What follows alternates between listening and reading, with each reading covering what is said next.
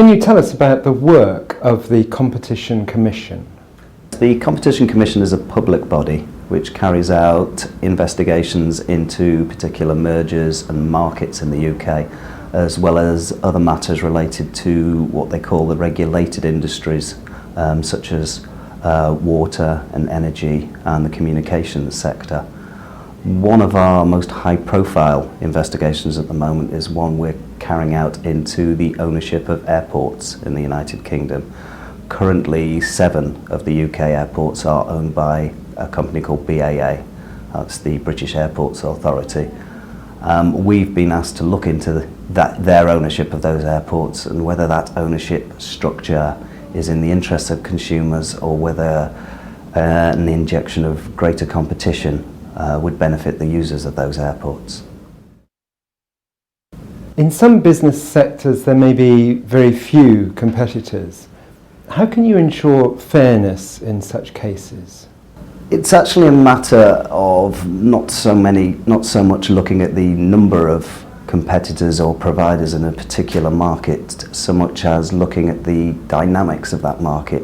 It's equally possible for what you could describe as a concentrated market, one with say just 3 or 4 major suppliers or providers, to be very competitive, but equally so you can have a market with the same level of concentration, same number of players, which is relatively static. There's very little competition going on between the players. Customers aren't switching and the companies concerned aren't reacting with each other in the way that you'd like to in a competitive market. For example, one of our recent inquiries was into the groceries market in the UK. That is quite a highly concentrated market in the sense that there are sort of 4 or 5 major grocery companies in this country, and they control something in the region of 80% of the market.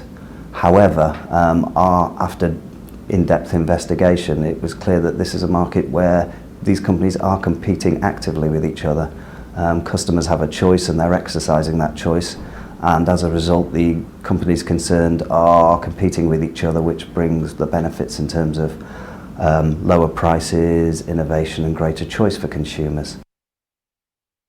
We could contrast that with another inquiry that we completed about 2 years ago into what's known as liquid petroleum gas for domestic users.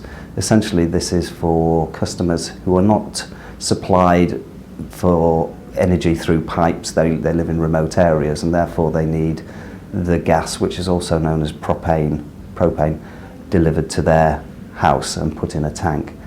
Again, this is a market with only 4 major players in it, concentrated in the same way in nominal terms like the groceries industry, but we found a far more static market.